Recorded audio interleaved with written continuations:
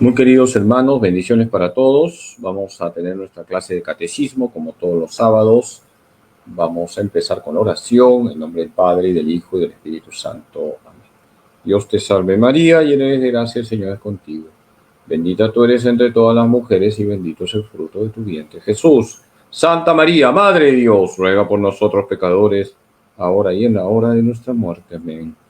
Gloria al Padre, y al Hijo, y al Espíritu Santo, como era en el principio, ahora y siempre, por los siglos de los siglos. Amén. En el nombre del Padre, y del Hijo, y del Espíritu Santo. Amén. Queridos hermanos, estamos estudiando el catecismo, ya estamos en la cuarta parte del catecismo, es decir, en la parte dedicada a la oración. Hoy vamos a hablar de algo muy bonito, que es la oración en el Antiguo Testamento. Nosotros tenemos que leer la Biblia, hay que abrir la Biblia, hay que meditar lo que dice la Sagrada Escritura y sobre todo vivir las exigencias de la palabra de Dios. Comencemos con la clase de hoy, que como les he dicho, corresponde a la cuarta parte del Catecismo de la Iglesia Católica. ¿De qué tratan los números 2566 al 2597? Estos números nos hablan de la oración en el Antiguo Testamento. ¿Cuántos libros tiene el Antiguo Testamento? 46 libros. Cuando nosotros leemos el Antiguo Testamento, nos encontramos con enseñanzas muy bonitas, preciosas, sublimes sobre la oración. ¿Y qué es lo primero que nos enseña el Catecismo de la Iglesia Católica sobre la oración con relación al Antiguo Testamento? Que la creación es un ámbito para orar. En el Antiguo Testamento nos presenta la creación como un ámbito donde percibimos a Dios y también donde podemos orar. Cuando contemplamos las criaturas, nos remontamos al Creador. Por eso el Catecismo, lo primero que nos dice con relación a la oración del Antiguo Testamento es que la creación nos lleva a Dios. Y por lo tanto, la creación es un ámbito para orar. La oración se vive primeramente a partir de las realidades de la creación. Los 9 primeros capítulos del Génesis describen esta relación con Dios como ofrenda por Abel de los primogénitos de su rebaño, como invocación del nombre divino por Enos, como marcha con Dios. Catecismo de la Iglesia Católica número 2569. La ofrenda de Noé es agradable a Dios, que le bendice y a través de él bendice a toda la creación, porque su corazón es justo e íntegro. Él también marcha con Dios. Este carácter de la oración ha sido vivido en todas las religiones por una muchedumbre de hombres piadosos. Catecismo de la Iglesia Católica número 2569. Aquí tenemos una enseñanza muy bonita. La creación hay que contemplarla desde la fe y la creación me lleva al Creador. ¿Cuántos santos tenemos que nos han dejado lecciones maravillosas de lo que significa alabar a Dios por la creación? Pensemos en San Francisco de Asís, hermano Sol, hermana Luna, hermano Lobo. Cuando nosotros contemplamos la creación, cuando contemplamos la belleza del universo, nos ponemos a orar. La creación es un ámbito privilegiado para orar, para elevar nuestro corazón a Dios. Eso es lo primero que nos enseña el Catecismo sobre la oración en el Antiguo Testamento. Por tanto, tengamos esa mirada contemplativa sobre la creación y demos gracias a Dios por la creación. ¿Qué personajes del Antiguo Testamento nos enseñan a orar? Son muchos. El Catecismo remarca 4: Abraham, Moisés, David y Elías. Tenemos 4 personajes del Antiguo Testamento que nos enseñan a orar. Repito, Abraham, Moisés, David y Elías. ¿Qué nos enseña Abraham sobre la oración? A orar con fe. Tenemos que orar con fe. Abraham es el modelo de fe del Antiguo Testamento. La Virgen María es modelo de fe en el Nuevo Testamento. Abraham es el hombre de la fe. Abraham es el varón que se apoyó en Dios. Abraham es el varón que confió en Dios. Abraham es el varón que le hizo caso a Dios. Abraham nos enseña a orar con fe. Hermanos, hay que orar con fe. La fe es la base de la vida cristiana. Dice Hebreos 11:6 que sin fe no se puede agradar a Dios. La primera condición para que nuestra oración esté bien hecha es la fe. Y la fe, lo he dicho 1.000.000 de veces, está en el catecismo, es la entrega total del hombre a Dios. Es una entrega total, no parcial. Cuando oremos, vayamos con esa disposición. Yo voy a confiar totalmente en Dios. Yo me voy a apoyar totalmente en Dios. Yo me voy a guiar totalmente por Dios. Cuando Dios lo llama, Abraham se pone en camino como se lo había dicho el Señor. Todo su corazón se somete a la palabra y obedece. La escucha del corazón a Dios que llama es esencial a la oración. Las palabras tienen un valor relativo. Por eso, la oración de Abraham se expresa primeramente con hechos. Hombre de silencio, en cada etapa construye un altar al Señor. Catecismo de la Iglesia Católica, número 2570. Abraham era un hombre que escuchaba a Dios. Hombre de silencio, dice el Catecismo. Cuando nosotros leemos la historia de Abraham, y hay que leer la historia de Abraham, nos damos cuenta que Abraham siempre estaba conectado con Dios. Y ahí donde iba, construía un altar para Dios. La fe hace que yo esté conectado con Dios. ¿Cuántas veces más estamos conectados con el celular? Más estamos conectados con el internet. Más estamos conectados con la telenovela turca. Más estamos conectados con el fútbol. Cuando debemos estar conectados con Dios. La fe hace que yo esté conectado con Dios, como pasó en la vida de Abraham. Solamente más tarde aparece su primera oración con palabras, una queja velada recordando a Dios sus promesas que no parecen cumplirse. De este modo surge desde los comienzos uno de los aspectos de la tensión dramática de la oración, la prueba de la fe en Dios que es fiel.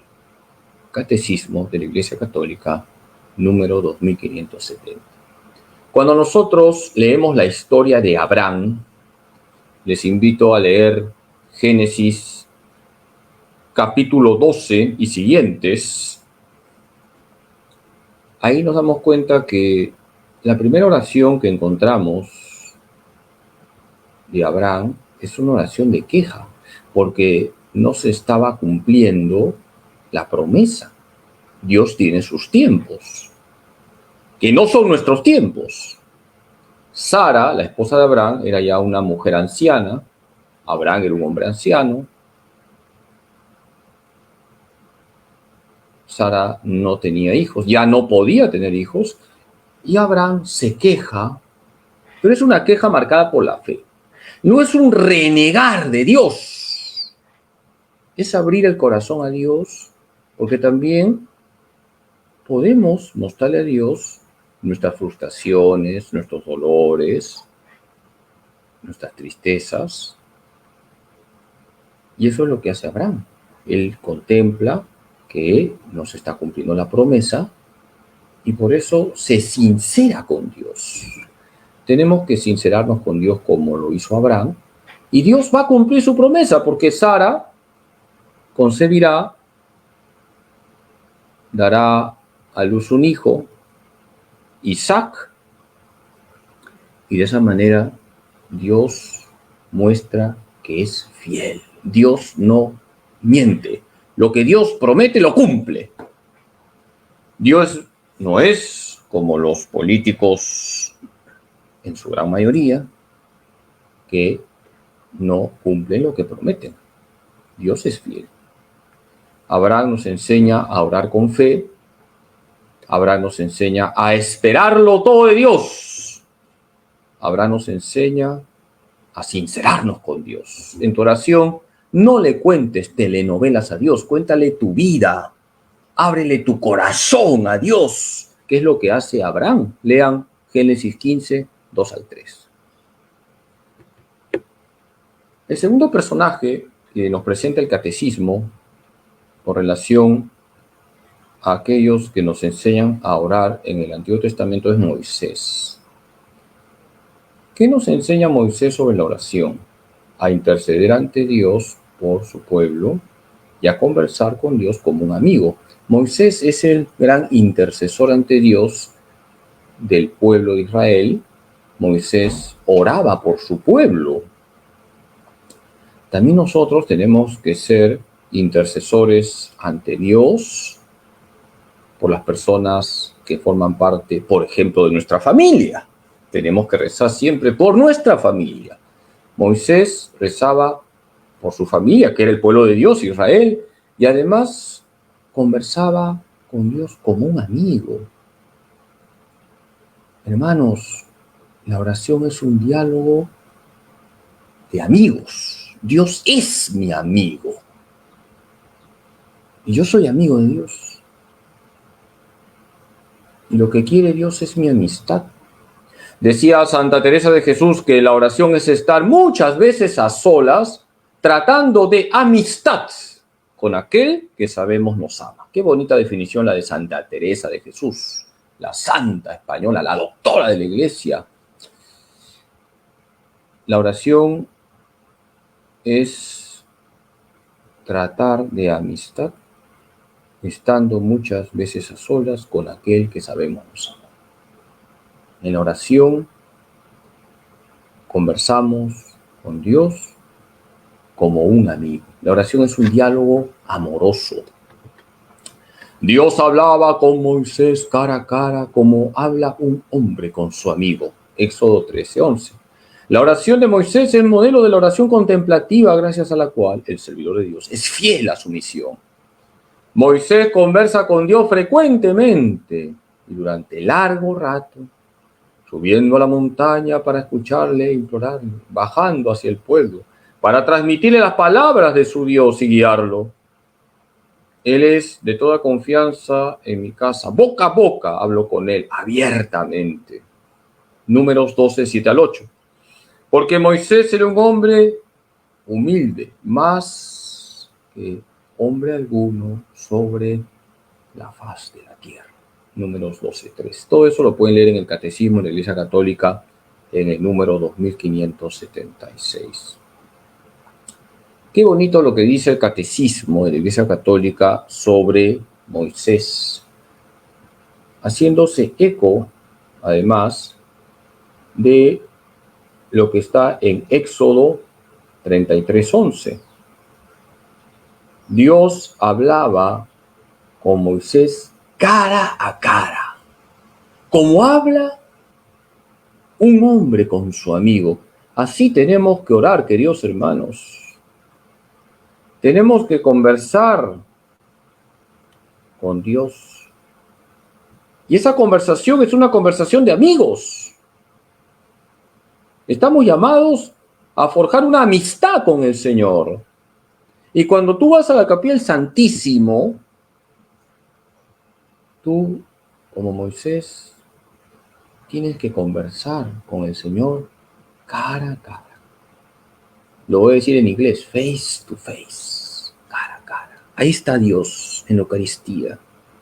Ábrele tu corazón al Señor. Cuéntale tus alegrías y tristezas, tus sueños, tus frustraciones, tus cruces, tus ilusiones. Tenemos que aprender de Moisés a orar. Moisés nos enseña a conversar con Dios sabiendo que Dios es mi amigo. Jesús nos enseñará que Dios es nuestro Padre, Jesús es nuestro hermano, el Espíritu Santo nos unge y nos da la fuerza para ser personas de oración. ¿Qué nos enseña David sobre la oración? Es la oración de un corazón arrepentido. David no era perfecto. Nosotros no somos perfectos. Somos de barro. Somos frágiles. Somos pecadores. David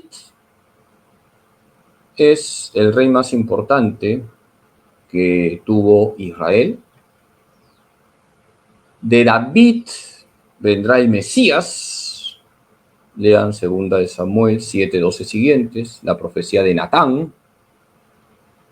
Natán le dice a David que uno de su descendencia será rey para siempre. A partir de David viene la promesa del Mesías rey. Jesús es el Mesías rey. A Jesús se le llamaba el hijo de David. David tuvo sus miserias, sus debilidades, sus pecados. David cometió 2 pecados graves. Voy a regalar un libro a quien me escriba qué pecados graves cometió David. Vamos a regalarle un librito a quien escriba qué pecados graves cometió David. Pero como David era humilde, David se arrepintió. Son 2 los pecados. El teólogo Mateo ha dicho 1. Nuestra hermana Laura se ha ganado el librito. Adulterio y asesinato. Muy bien. También la mística Aurea, vamos a darle el librito. 2 místicas, Laura y Aurea. Muy bien. David cometió 2 pecados muy graves. No he dicho graves, he dicho muy graves. El adulterio. Se metió con la mujer de Urías. Y además prácticamente lo mandó matar. Lo puso en la primera fila del combate. Pero él se arrepintió. El que esté libre de pecado, que tire la primera piedra. A David se le atribuye el Salmo Miserere. ¿Cuántas veces nosotros ofendemos a Dios?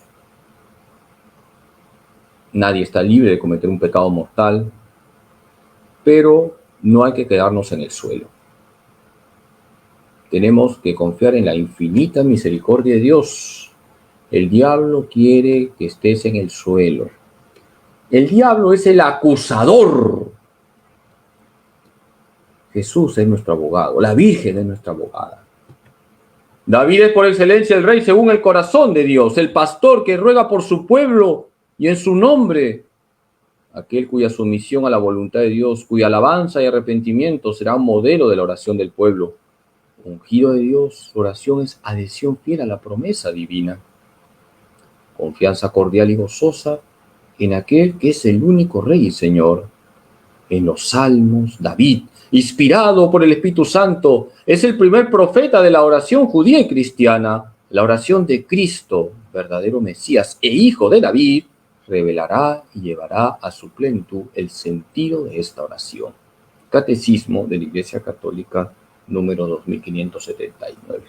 Fíjense lo que dice el Catecismo. David es por excelencia el rey según el corazón de Dios.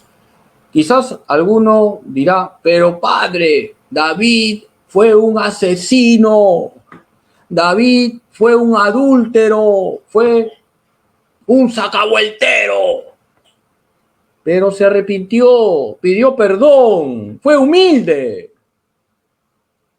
Por eso es el rey según el corazón de Dios. Hermanos, no somos perfectos, no somos impecables. Tenemos que arrepentirnos de nuestros pecados. La humildad conquista a Dios.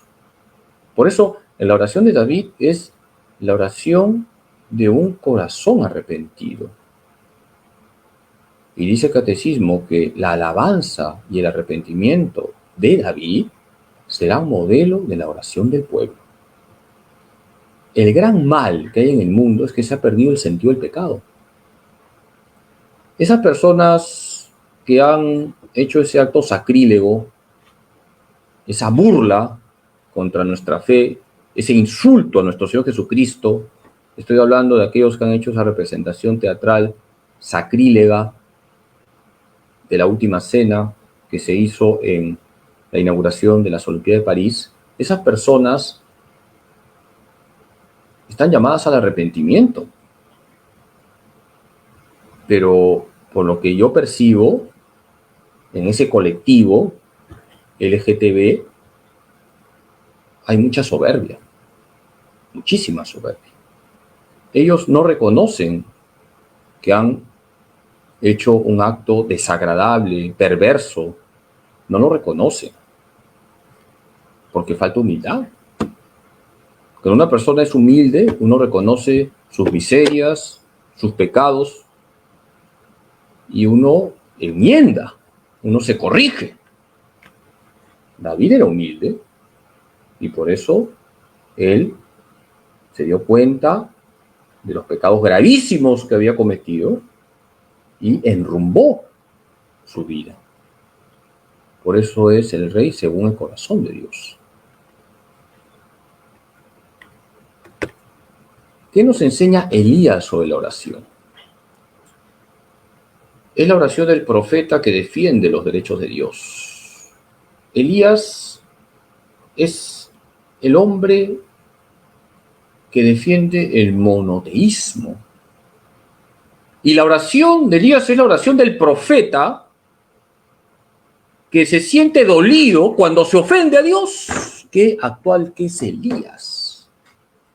Nosotros no podemos quedarnos callados cuando se ofende a Dios.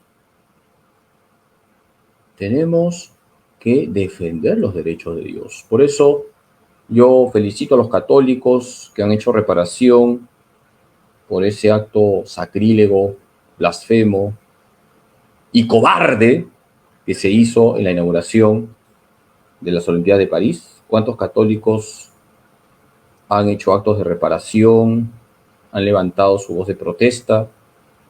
Elías es el profeta que nos enseña a defender los derechos de Dios. No podemos permitir que se ofenda a Dios, que se hable mal de Dios. En el sacrificio sobre el monte Carmelo, prueba decisiva para la fe del pueblo de Dios, el fuego del Señor es la respuesta a su súplica de que se consume el holocausto a la hora de la ofrenda de la tarde. Respóndeme, Señor, respóndeme. Son las palabras de Elías que las liturgias orientales recogen en la epíclesis eucarística. Primera de Reyes 18, 20 al 39. Catecismo de la Iglesia Católica número 2583. Les invito a leer Primera de Reyes 18, 20 al 39. Les animo a que abran sus Biblias. Estoy tentado de visitar las casas de todos ustedes que siguen los sábados las clases de catecismo y que me muestren sus Biblias, a ver si están arrugaditas como una pasita. La Biblia tiene que estar arrugadita porque la abrimos todos los días. Lean Primera de Reyes 18, 20 al 39. Elías está solo en el Monte Carmelo. Tiene que enfrentarse a 450 falsos profetas, y son falsos profetas porque siguen a un ídolo, Baal.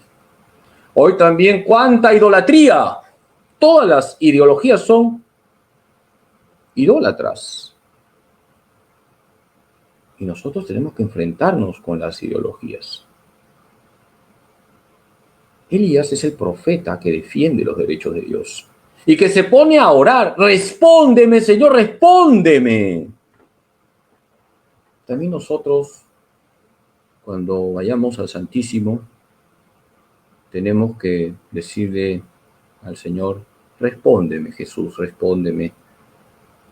Te pido, Señor, por mi familia, por aquellos que están alejados de Dios. Te pido, Señor, para que no sigan avanzando las ideologías que pervierten a los niños, a los adolescentes, a los jóvenes. Respóndeme, Señor, respóndeme. Te pido, Señor, por esta persona que está sin trabajo y que tiene 4 hijos. Respóndeme, Señor, respóndeme. Aprendamos también de Elías a orar. Respóndeme, Señor, respóndeme. ¿Cuál es la mejor expresión de la oración en el Antiguo Testamento? Los salmos. Qué bonito que es orar con los salmos. Los salmos, que son 150, muestran la belleza de la oración del pueblo de Dios. Israel es el pueblo de Dios en el Antiguo Testamento. La iglesia es el nuevo pueblo de Dios y la iglesia todos los días reza con los salmos en la liturgia de las horas.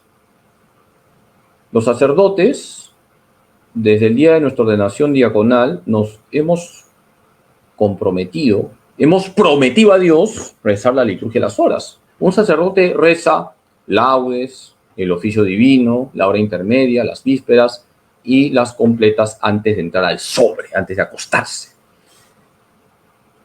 La iglesia todos los días reza con los salmos. Y hay salmos para cada ocasión. Cuando estás alegre, cuando estás triste, cuando estás, entre comillas, hasta las patas. Te recomiendo el Salmo 69. Si ya no tienes estrés, si no tienes escuatro, reza el Salmo 69. Auxíliame, Señor, que tengo el agua hasta el cuello. Los salmos son espectaculares. Tenemos salmos para todos los gustos, para cada situación. Qué bonito sería que tengas tu lista de salmos. Y qué bonito sería que agrupes los salmos para diferente ocasión. Por ejemplo, cuando tú veas que a una persona malvada, una persona que se comporta mal, le va bien, entre comillas, y tú que eres honesto, estás con la soga al cuello, lee el Salmo 1.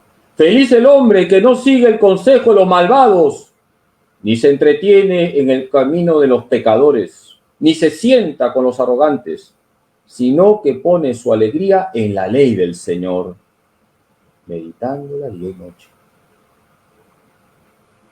Qué bonito el Salmo 1. El Señor protege el camino de los justos. Pórtate bien. Aunque todo el mundo se porte mal, tú pórtate bien. Y haz que tu familia se porte bien. Qué bonito es rezar con los salmos. El Señor es mi pastor, nada me falta. En prados de hierba fresca me hace descansar. Me conduce junto a aguas tranquilas y renueva mis fuerzas. Salmo 23. El Señor es mi pastor, nada me falta. Cuando, por ejemplo, te den una buena noticia, un salmo cortito, Salmo 117. Alaben al Señor todas las naciones, aclámenlo todos los pueblos, grande es su amor por nosotros y su fidelidad dura por siempre, aleluya. Y así podría seguir, hay salmos para cada situación. Cuando gana la selección de fútbol, salmos de alegría, o en la mayoría de las veces cuando pierde la selección de fútbol, salmos para recibir el consuelo de Dios. Desde David hasta la venida del Mesías, las Sagradas Escrituras contienen textos de oración que atestiguan el sentido profundo de la oración por sí mismo y por los demás. Los salmos fueron reunidos poco a poco en un conjunto de 5 libros. Los salmos o alabanzas son la obra maestra de la oración en el Antiguo Testamento. Catecismo de la Iglesia Católica número 2585. Fíjense lo que dice el Catecismo. Estamos hablando de la obra maestra de la oración en el Antiguo Testamento. Jesús, nuestro Señor, llevó a su plenitud los salmos. Jesús es el salmista por excelencia.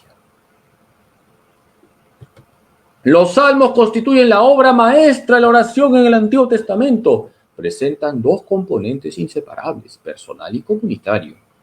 Y cuando conmemoran las promesas de Dios ya cumplidas y esperan la venida del Mesías, abarcan todas las dimensiones de la historia. Catecismo de la Iglesia Católica, número 2596. Los salmos, dice el Catecismo, tienen una dimensión personal. De hecho, podemos recitar los salmos de forma personal, individual, pero también rezamos en comunidad con los salmos. Y eso es algo muy bonito. Sería muy bonito que en tu casa, quizás el domingo, antes de almorzar, antes de que comas tu chanfainita,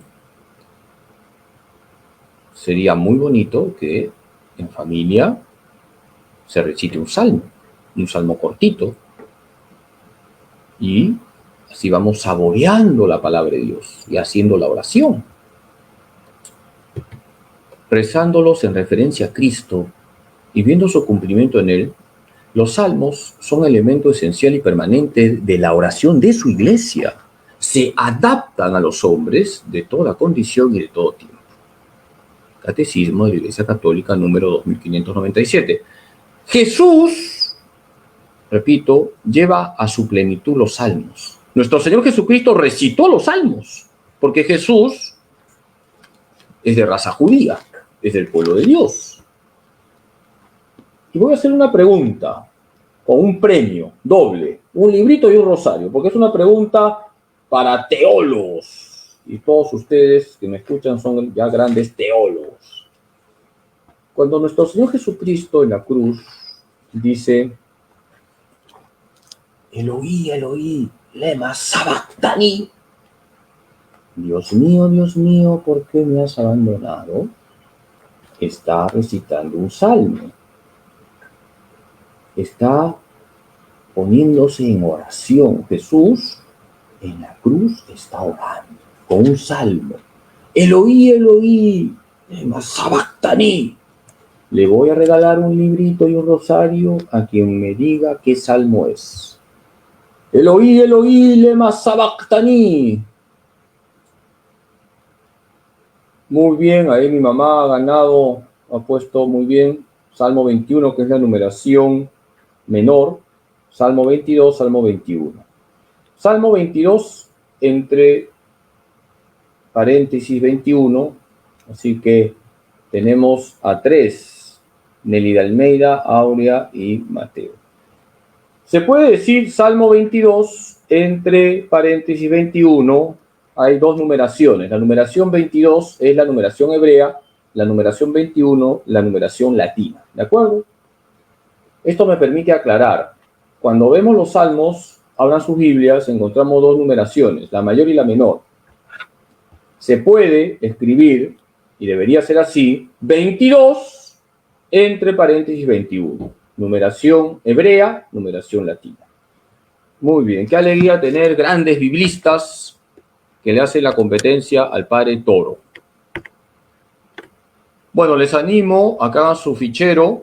Ahí veo que el teólogo Mateo Benítez sigue conectado. Él se ganó el premio el año pasado al fichero de oro. Hagan sus fichas, busquen Éxodo 17, 8 al 13, Éxodo 33, 11, Primera de Reyes 18, 20 al 39.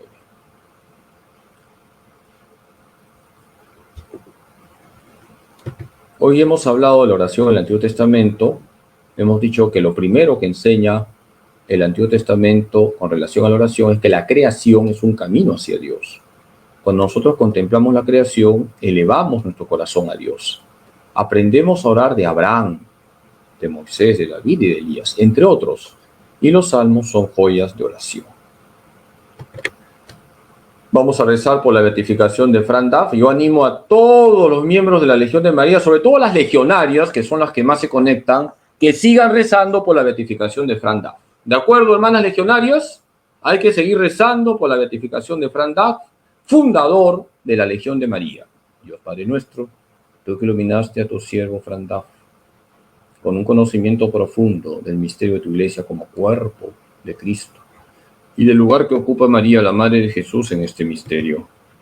en su inmenso deseo de compartir este conocimiento con los demás y en filial dependencia de María, Él formó su legión para que fuera un signo de su amor de madre, para con la humanidad y un medio para enrolar a todos sus hijos en la obra evangelizadora de la Iglesia. Te damos gracias, Padre, por los dones con que le dotaste y por los beneficios obtenidos para la Iglesia por su fe intrépida y radiante. Te suplicamos confiadamente que por su intercesión nos concedas esta gracia. En silencio pedimos la gracia.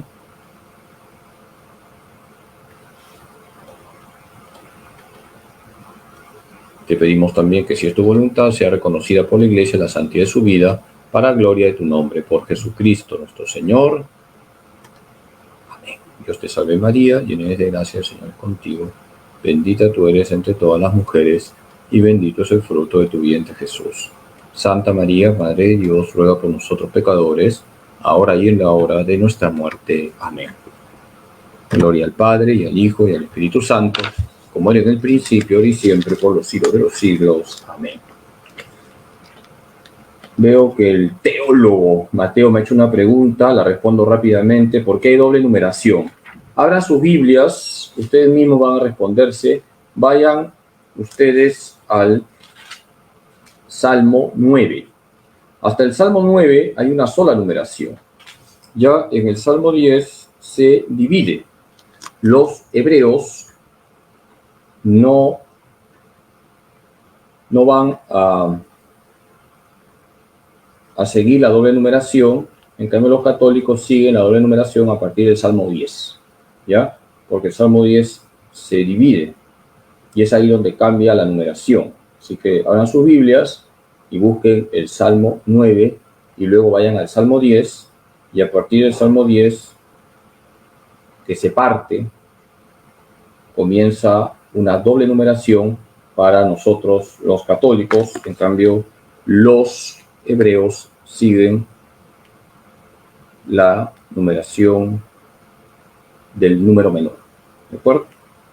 Bien. Voy a darles la bendición. Rezo por ustedes, los acompaño con mi oración.